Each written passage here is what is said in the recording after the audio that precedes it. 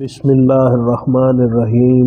جی تو ناظرین، آج کا ہمارا ٹاپک ہے کشتی کی کہانی، حام کی زبانی۔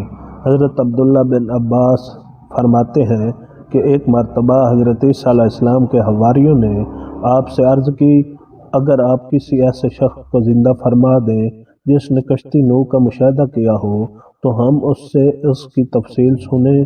حضرت عیسیٰ علیہ السلام انہیں اکٹھا کر کے ایک مٹی کے تودے پر لے گئے، وہاں سے مٹی کی ایک مشت بھر کر ارشاد فرمایا، لوگو جانتے ہو یہ مٹی کس کی ہے؟ حواریوں نے عرض کی، اللہ اور رسول عالم اللہ اور اس کا رسول ہی بہتر جانتے ہیں۔ آپ نے فرمایا، یہ کعب حام بن نوح علیہ السلام کی ہے۔ آپ نے مٹی کے تودے پر اپنا عصا مارا اور حکم دیا، قم باذن اللہ، کہ اللہ کے حکم سے اٹھ۔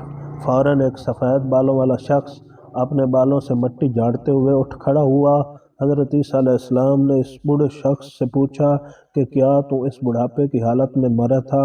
اس نے کہا، نہیں، میرا وصال تو جوانی کی حالت میں ہی ہوا تھا، لیکن ابھی اٹھا تو یوں لگا کہ قیامت برپا ہو گئی ہے، اور اسی ہولناکی کے خوف نے میرے بالوں کو سفید کر دیا ہے۔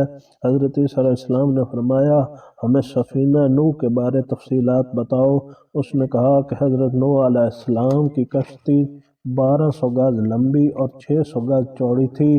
کشتی کے 3 حصے تھے، بالائی حصے پر پرندے، درمیانی حصے میں انسان اور نچلے حصے میں وحشی جانور اور دیگر جانور تھے۔ جب نچلے حصہ جانوروں کے گوبر اور لید کافی حد تک جمع ہو گئے تو حضرت نوح علیہ السلام کو وحی الہی کے ذریعے حکم ہوا کہ ہاتھی کی دم پکڑ کر جھنجھوڑو۔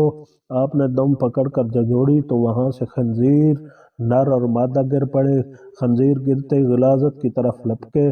پھر جب چوہوں نے کشتی کے تختوں کو کاٹنا شروع کر دیا تو حکم ہوا کہ شیر کی آنکھوں کے درمیان مارو۔ جب حضرت نوح علیہ السلام نے مارا تو شیر کے نتنوں سے بلیوں کا جوڑا نکلا جو چوہوں پر جھپٹ پڑا۔ آپ نے مزید پوچھا کہ بتاؤ، حضرت نوح علیہ السلام کو کیسے پتہ چلا کہ سارے شہر غرق ہو چکے ہیں؟ تو اس نے تفصیل بتاتے ہوئے کہا، حضرت نوح علیہ السلام نے کوے کو بھیجا کہ زمین کے حالات معلوم کر کے آؤ۔ کوے نے جو ہی زمین پر مردار دیکھے تو ان کو نوچنے کے لیے ٹوٹ پڑا۔ تو حضرت نوح علیہ السلام نے اس کے لیے خوف کی بد دعا کی، اس لیے وہ گھروں سے مانوس نہیں ہوتا۔ پھر کبوتر کو بھیجا، وہ اپنی چونچ میں زیتون کا پتا اور اپنے پاؤں کو مٹی سے آلودہ کر کے واپس پلٹا۔ تو حضرت نوح علیہ السلام نے اندازہ لگا لیا کہ شہر طوفان سے غرق ہو چکے ہیں۔ آپ نے کبوتر کے گلے میں سبز شاخوں کا ہار ڈالا اور اس کے لیے انس و امن کی دعا کی۔ اس وجہ سے کبوتر انسانوں سے مانوس ہو گیا ہے۔ حواریوں نے عرض کی، یا رسول اللہ، کیا ہم اسے اپنے گھروں میں لے جا سکتے ہیں؟ لے جائیں تاکہ وہ ہمارے ساتھ بیٹھے اور ہم سے گفتگو کرے۔ تو آپ نے فرمایا، ایسا ممکن نہیں، کیونکہ اس کا رزق دنیا سے ختم ہو چکا ہے۔ پھر آپ نے اسے حکم فرمایا کہ اللہ کے حکم سے واپس لوٹ جاؤ، تو وہ دوبارہ اپنے ٹھکانے کی طرف لوٹ گیا اور مٹی ہو گیا۔ البا بن عامر اکرمہ اور حضرت اکرمہ رضی اللہ تعالی عنہ حضرت ابن عباس رضی اللہ تعالی عنہ سے روایت کرتے ہیں کہ حضرت نوح علیہ السلام کے ساتھ کشتی میں 80 افراد سوار تھے۔ 150 دن کشتی چلتی رہی۔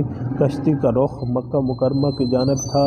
40 دن تک کشتی خانہ کعبہ کا طواف کرتی رہی۔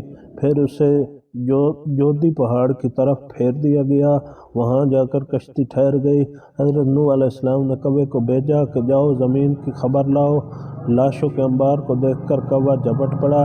جب کافی تاخیر ہو گئی تو واپس نہ پلٹا تو حضرت نوح علیہ السلام نے کبوتر کو بھیجا تو کبوتر بھی اپنے پاؤں آلودہ کر کے لوٹا۔ تو حضرت نوح علیہ السلام نے اندازہ لگا لیا کہ شہر طوفان سے غرق ہو چکے ہیں۔ جی تو ناظرین، آج کا ہمارا ٹاپک یہ تھا۔ ناظرین، آپ سے ایک گزارش ہے کہ اپیل ہے کہ آپ میرے چینل کو سبسکرائب کریں، لائک کریں اور اسے دیکھیں۔ جزاک اللہ خیرہ۔